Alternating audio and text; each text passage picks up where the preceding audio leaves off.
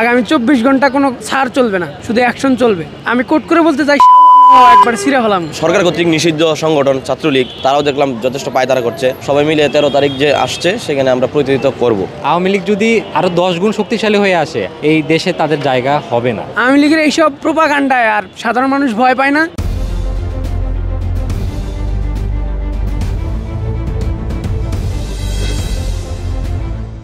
মানুষের আতঙ্ক রাখছে আর মানুষের ক্ষয়ক্ষতি করতে আছে, কিন্তু 13 তারিখে আসবো বলে আসতে পারবে না। একবারে গেছে ইন্ডিয়াতে বলা যায়। 13 নভেম্বর এই বিষয়টা হচ্ছে পলিটিক্যাল।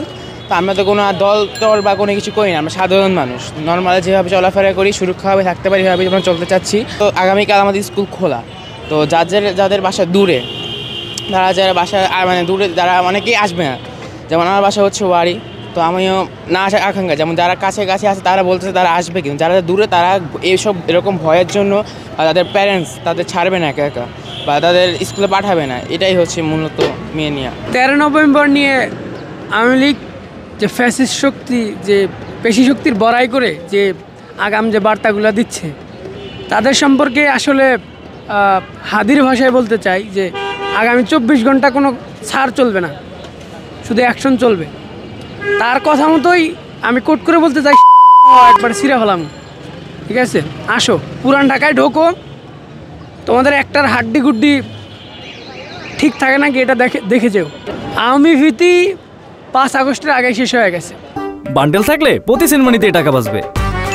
বিকাশ সেনমানি বান্ডেল কিনে জিতুন প্রতি লেনদেনে। যদি আওয়ামী ভীতি থাকতো তাইলে 5 আগস্টে এই মানুষের গণজোয়ার সৃষ্টি হয়ে অবস্থানের রূপ নিত না। তো আওয়ামী লীগের এইসব প্রোপাগান্ডায় আর সাধারণ মানুষ ভয় পায় না। তাদের ডিফেট করার শক্তি আছে, তারা জানে কীভাবে এইসব পতিত স্বৈরাচার ফ্যাসিস্টদের হচ্ছে বিতাড়িত করা লাগে, কিভাবে এদের বশে আনতে হয়। আমরা আসলে 2-3 দিন ধরে দেখছি যে ঢাকা শহর সহ বিভিন্ন জায়গায় যে আওয়ামী লীগ কর্মীরা তারা হচ্ছে বিভিন্ন নাশকতামূলক কাজকর্ম করছে এবং বিভিন্ন বাস থেকে শুরু করে সরকারি জানমাল পুড়িয়ে দিচ্ছে। সেই হিসাবে আমরা ভয়ভীতি না, তবে সরকারি সম্পদ সেগুলো ক্ষয়ক্ষতি হচ্ছে, সেগুলো তো রাষ্ট্রের জন্য ক্ষতি, আমাদের জন্য ক্ষতি।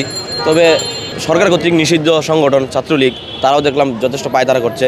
সেই হিসাবে আমাদের উচিত যে এই সমস্ত মানে নাশকতামূলক কর্মকাণ্ডের বিরুদ্ধে গিয়ে আপামর যত জনসাধারণ আছে সবাই মিলে 13 তারিখ যে আসছে সেখানে আমরা প্রতিনিধিত্ব করব। জুলাই আগস্টের মতো একটা কুরুচিপূর্ণ আচরণ বা কুরুচিপূর্ণ কর্মকাণ্ড করার পরেও তাদের একজনও এখন পর্যন্ত কিন্তু তারা যে দায় স্বীকার করেনি।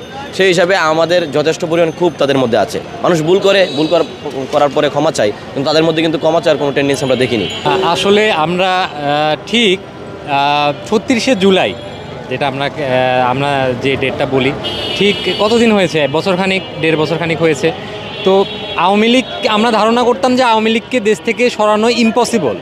তো সেই জায়গায় যখন আমরা গণ অভ্যুত্থানের মাধ্যমে আমরা যখন ধর্মবর্ণ নির্বিশেষে আবাল বৃদ্ধ বনিতা সবাই যখন একযোগ হয়ে যখন আমরা তাকে প্রতিহিত করতে পেরেছি, দেশ ছাড়া করতে পেরেছি, তাহলে আমি এখানে ভয়ের কিছু দেখছি না। সবাই যদি সবার জায়গা থেকে সচেতন হই আমরা, তাহলে আওয়ামী লীগ কেন, আওয়ামী লীগ যদি আরও 10 গুণ শক্তিশালী হয়ে আসে, এই দেশে তাদের জায়গা হবে না, কোনোভাবেই হবে না, আমরা হতে দেব না।